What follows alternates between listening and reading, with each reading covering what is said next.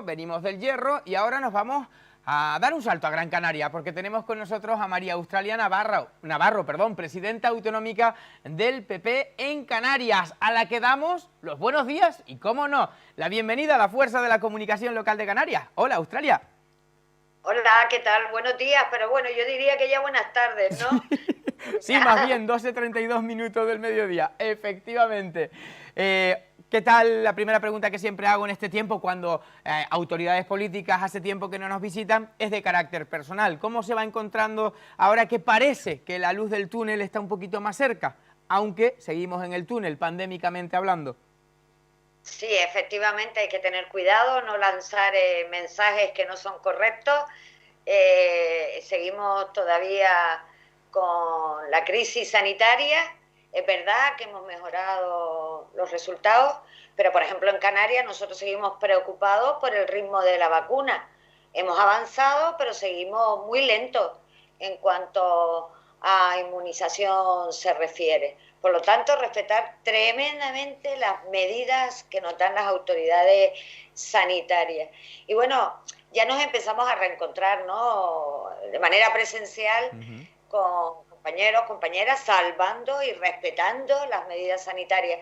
Y eso a mí te puedo decir que hasta me emociona, Qué bueno. porque no hemos perdido el contacto, hemos seguido trabajando, pero no de manera presencial.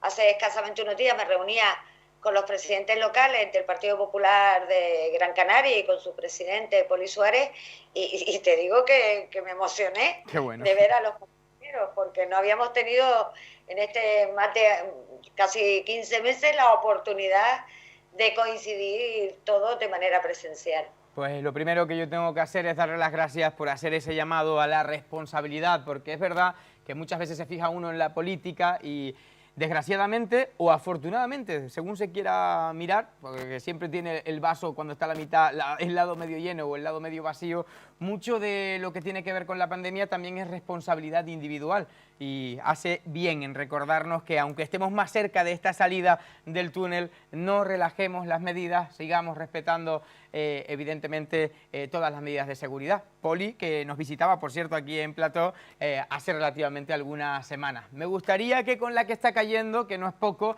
hiciera una valoración sobre lo que sucede en las fronteras de nuestro país, en Ceuta y Melilla, y se lo hago desde el punto de vista, el planteamiento de si se encuentra nuestro país ante uno de los mayores desafíos, al menos de las últimas 2 décadas. Bueno, vamos a ver, lo que estamos viendo en Ceuta es muy preocupante, va más allá de una crisis migratoria, es una crisis diplomática con Marruecos. Ya el presidente nacional de mi formación política le ha pedido al presidente Sánchez que reaccione de forma inmediata, que utilice todos los medios a su alcance para garantizar la soberanía nacional de Ceuta y Melilla y, por supuesto, también nuestra frontera. Está claro que desde el Partido Popular le veníamos advirtiendo que se estaban cometiendo errores diplomáticos, pues, por ejemplo, el no mantener la tradición de que el primer viaje del presidente del gobierno sea a Marruecos, o, por ejemplo, que no se haya actuado cuando la ocupación de las aguas canarias, y que no se tenga peso en política exterior. Es que esto, lo que estamos viviendo hoy, pues son las consecuencias. Claro. Y que estoy comentando.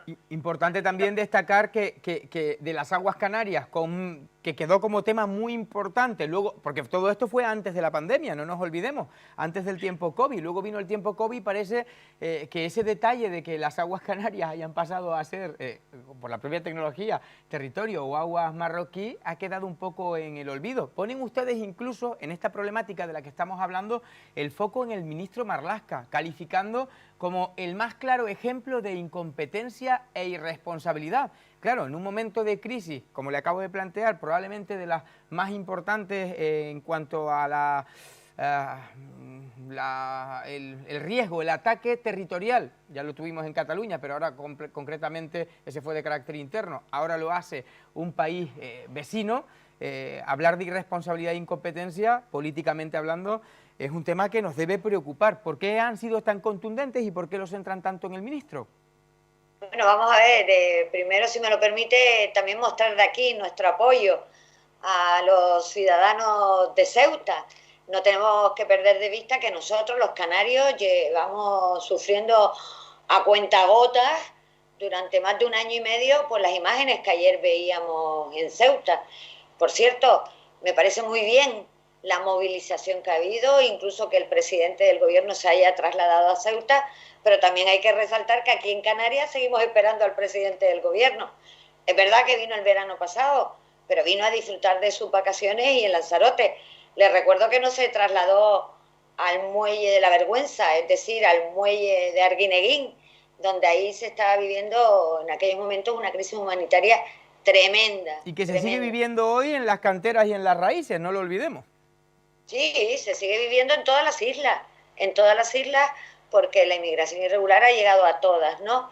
Y es que Sánchez decidió en un momento que Canarias fuera el muro de contención de la inmigración irregular y su preocupación no es otra en este momento que ver cuántas plazas fijas podemos tener en Canarias.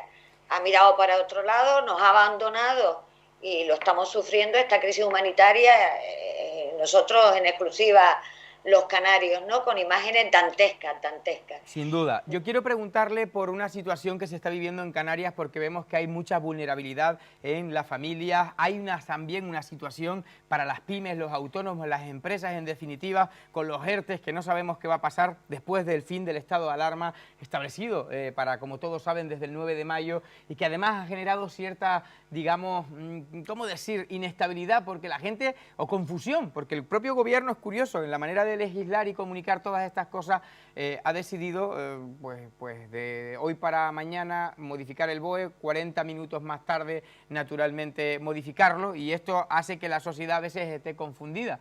Han denunciado incluso el incremento de las cotizaciones a la seguridad social y esto quizás sea la puntilla definitiva para miles de profesionales y negocios en las islas que por cierto llevan un año ya siendo maltratados de manera inexplicable, porque las cuotas hay que seguir pagando, los impuestos no han tenido ningún tipo de reducción y las tasas pues prácticamente más de lo mismo.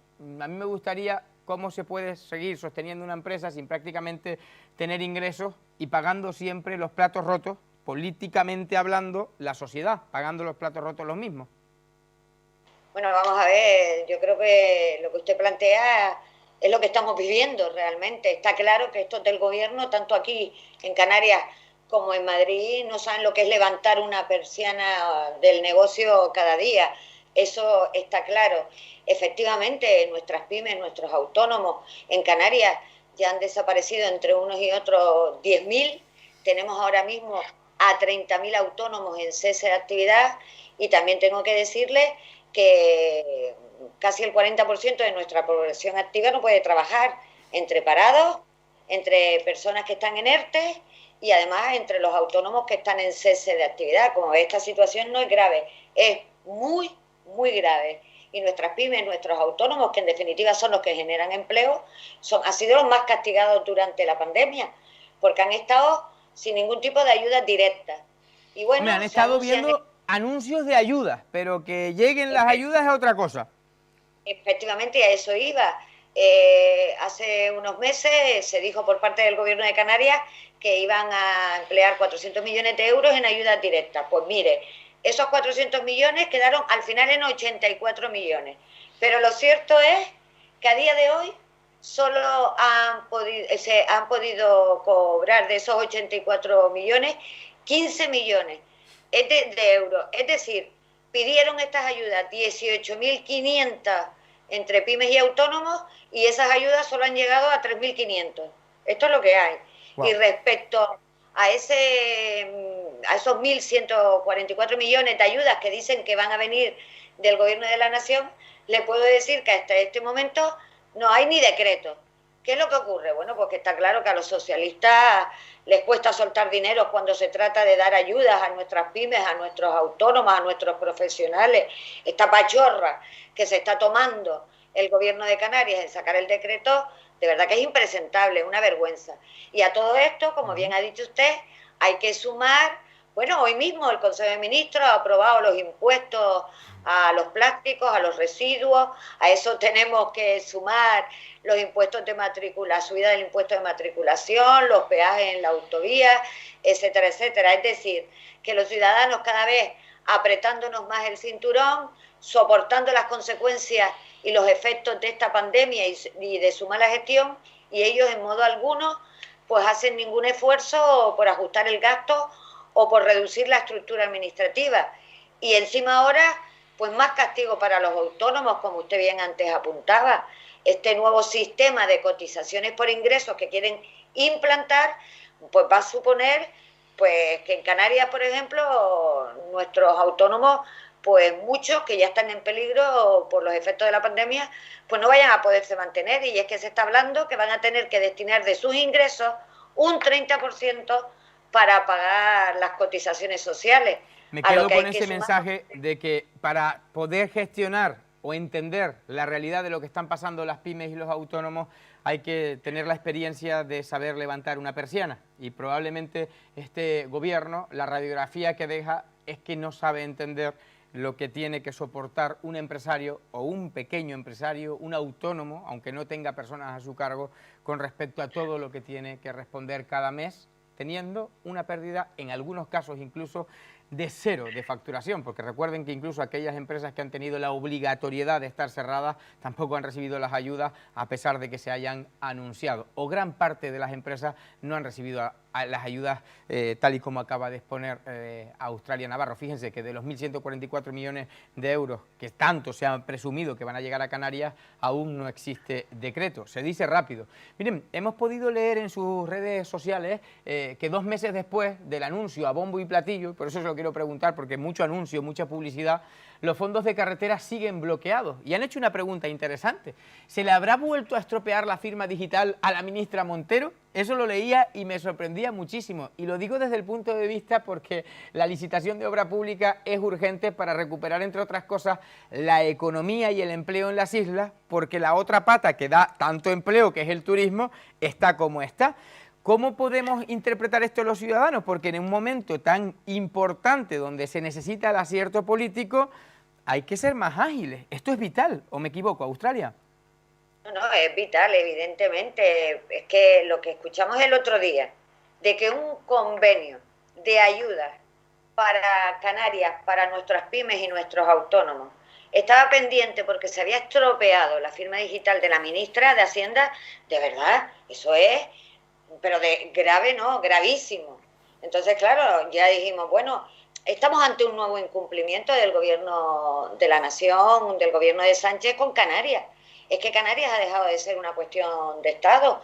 Lo estamos viendo un día sí y otro también, y si me lo permite hablamos del turismo y de los incumplimientos de la ministra de Turismo. Pero por cerrar lo que estamos hablando, aquí hemos pasado del nadie va a quedar atrás de Sánchez a nadie va a dejar de pagar. Y es que nos espera un infierno fiscal, ¿eh?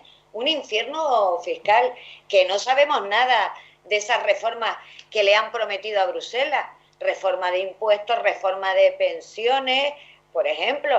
De eso no sabemos absolutamente nada, y en qué va a quedar todo eso. Esto es un infierno fiscal. Y efectivamente, como bien dice usted, ¿todo esto qué hace? Desincentivar la inversión, frenar el consumo y, por lo tanto, frenar la recuperación. Y hablando de turismo, por cierto... Aprovecho, antes de que hable de turismo, estamos viendo en pantalla ahora mismo, en riguroso directo, a Gonzalo Castañeda desde Madrid, en la Feria Internacional de Turismo. Hoy es un día importante, hemos visto esa inauguración, y ya que estamos con esta inseguridad y hablamos casi de espanto económico en cuanto a inversores, claro, si hay que hablar de turismo, hay que hablar de una afección directa en nuestro Producto Interior Bruto, pues de más del 38%. Tenemos la capacidad, hoy que se ha iniciado la primera feria presencial desde febrero de 2020, de captar. ¿Estamos a tiempo? ¿Se están haciendo las cosas bien en Canarias turísticamente hablando, María Australia? Vamos a ver, a mí me gustaría decir que es una buena noticia la que hemos conocido la semana pasada, que algunos mercados europeos pues se hayan recuperado. Ahora bien, dicho esto, no estamos para tirar cohetes al aire. ¿Por qué digo esto? Hombre, por los mensajes triunfalistas. Oye, desde que lleguen los turistas ya se acabó la crisis que estamos viviendo, la crisis económica a consecuencia de la pandemia, y ya vamos a recuperar todo el PIB que hemos perdido. Mire, esto no es verdad. Claro que va a haber recuperación, pero esta recuperación va a ser lenta y va a llevarnos unos años. ¿Qué es lo que estamos diciendo nosotros? Para recuperarnos más rápido, entre otras medidas, lo que necesitamos es un plan de rescate para este sector, un sector que solo el año pasado, solo el año 2020, perdió 12.000 millones de euros de facturación, que se dice pronto. Claro. Necesitamos un plan de rescate, pero no nos hacen caso, ni aquí, por parte del gobierno de Canarias, el señor Torres, ni allí, por parte del gobierno de Sánchez. Y además la ministra de Turismo, tengo que decirlo, nos ha dejado literalmente tirados. No ha cumplido ni una de sus promesas. ¿Se acuerda usted cuando nos habló de los corredores seguros que íbamos a tener? No existe. Hace poco nos dijo, en diciembre, en el último trimestre del 2020, van a venir más de 5.000 turistas extranjeros. Mentira. Y el famoso plan específico para Canarias turístico, pues también ha sido mentira. Que les recuerdo que dijo que el 31 de octubre estaba listo. Y lo dijo en Tenerife, se hizo una foto en el Teide para que quedara la historia. Y bueno, y ahora lo último que nos cuenta es, se viene a Lanzarote, porque eso de hacerse fotos y propaganda les encanta, y ahora nos habla de que va a presentarnos un plan de sostenibilidad turística. Ahora sí, de ser cierto, ya no sería específico para Canarias, sería para toda España, 1.900 millones en 3 años. Con 12.000 millones de euros que ha perdido el sector, díganme ustedes qué le sirve esto. María Australia Navarro, estoy a punto de hacer una conexión en directo con Madrid. Antes tengo que preguntarle, el otro día teníamos a Pedro Suárez por aquí, luego lo vamos a tener en este debate a 4 y me decía, es que estoy levitando. Después de los resultados que han obtenido en la Comunidad Autónoma de Madrid, yo quiero preguntarle si cómo va el PAEP en Canarias, si esto se puede trasladar a otras comunidades desde el punto de vista del éxito de Isabel Díaz Ayuso y sobre todo si se nota que el partido en Canarias, en esos encuentros que están empezando a mantener, está cohesionado. Bueno, vamos a ver, desde luego una victoria de Isabel, del Partido Popular, pero yo sobre todo lo que destaco es que ha sido un triunfo de un modelo de gestión que ha consistido en anteponer los intereses generales de las personas a los intereses partidistas. Y Madrid dijo no a Sánchez y no a sus socios radicales. Y además los madrileños le pusieron fecha de caducidad a Sánchez. ¿Y esto qué ha hecho? Pues generar en muchas personas, pues de nuevo la ilusión, la esperanza de que las cosas se pueden hacer de otra manera y además que se pueden hacer mejor. Y se ha iniciado un nuevo ciclo, pero que lo palpamos aquí también en Canarias. Isabel Díaz Ayuso decía aquello de España me debe una cuando quitó al vicepresidente. ¿Cómo podríamos calificar ahora que después de lo que ha pasado en la comunidad ya no es que le deba por haber quitado al vicepresidente del gobierno de España, sino por haber retirado y jubilado de la política a Pablo Iglesias? Bueno, pues la verdad es que ella se lo apuntaba y creo que sí, que es mérito solo de ella. Lo que está claro es que lo que estamos observando es que Sánchez ha emprendido un vertiginoso descenso y no solo por su ineficacia, no solo porque no son capaces de gestionar correctamente España, sino porque los españoles ya no nos creemos su propaganda ni sus mentiras. Este gobierno de Sánchez no da más de sí. María Australia Navarro, muchísimas gracias por aceptar nuestra invitación y por estar en la fuerza de la comunicación local de Canarias. Un saludo y buena jornada. Muchas gracias a ustedes, nos seguiremos viendo.